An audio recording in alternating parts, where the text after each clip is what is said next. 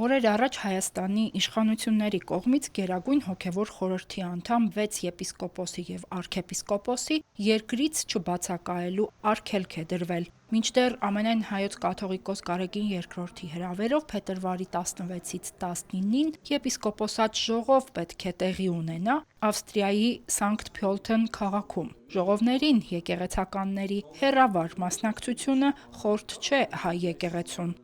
Մի վառ օրինակ կարող ենք բերել, երբ 1441 թվականին շատ կարևոր ժողով էր տեղի ունենում հայրապետական աթոռը Սսից վերահաստատելու Սուրբ Էջմիածնում, այս ժողովին, ինչպես Թովմա Մեծոփեցին հական է հանվան է, կարող ենք ասել հիշատակում է ժողովի մասնակիցներին, հատկապես նրանք, որոնք ավելի նշանավոր էին եւ ավելի ազդեցիկ։ Եվ նրանց անունները թվարկելուց հետո ասում է, իսկ այն եպիսկոպոսներն ու վարդապետները, որոնք չկարողացան միանալ մեզ, նրանք միաբանեցին մեզ իրենց նամակներով։ Եվ սկսում է թվարկել, թե ովքեր են այն վարդապետներն ու եպիսկոպոսները, որոնք ուղղակի ֆիզիկապես չեն կարողացել, սակայն ժողովի իրավասու մարմնին ուղարկել են իրենց կարծիքը ժողովական հարցերի վերաբերյալ, եւ ժողովը կարողացել է վճիռ ընդունել, որոշում ընդունել եւ կիրառել։ Եվ դրա հետևանքով էր այդ ժողովից հետո էր, որ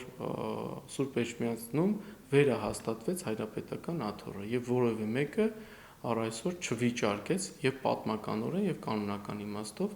այդ վերահաստատումը հայրապետական աթոռի Սուրբ Էջմիածնում։ Հիբրիդային, այսինքն թե հեռավար, թե առկա ժողովները տարածվեցին հատկապես համավարակի տարիներից, շարունակվում են նաև այսօր։ Դրանց շնորհիվ կրճատվում են ֆինանսական ծախսերը, տեղի եւ ժամանակի հանգամանքը այլևս խնդիր չէ։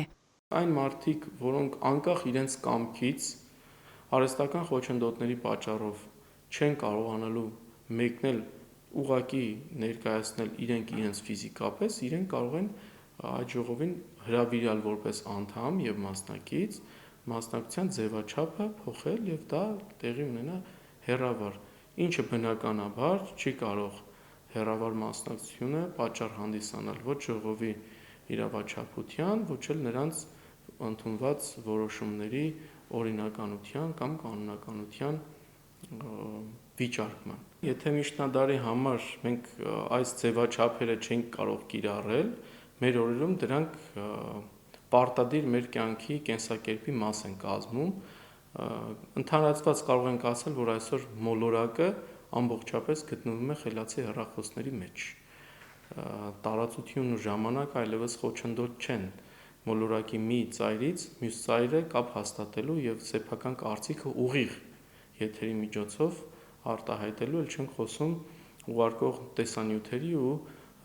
նկարների մասին։ Եթե հարկ լինի քվորումի, իրենք կարող են հեռավար քվեարկել, այսինքն դա նույնպես խանգարող հանգամանք չէ։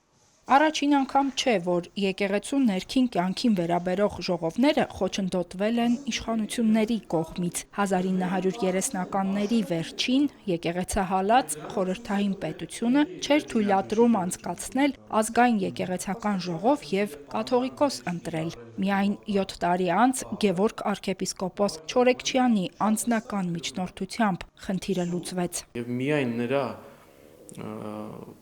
ու Ստալինի հանդիպումից հետո էր եւ հատուկ խնդրանքներ, որ թույլատրվեր Սուրբ Էջմիածնում գումարվեր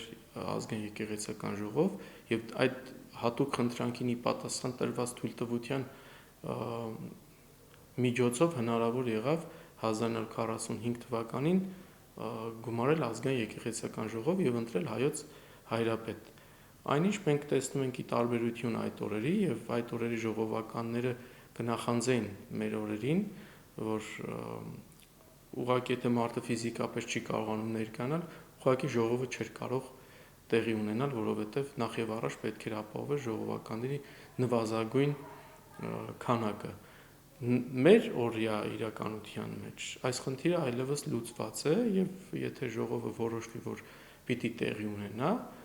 ժողովական հրավիրյալ անդամները կարող են իրենց մասնակցության ձևաչափը համաձայնեցնել ժողովը հրավիրող կողմի հետ։ Հերմինե Հակոբյան, Գևորգ Ավագյան, Եկեղեցական կյանք։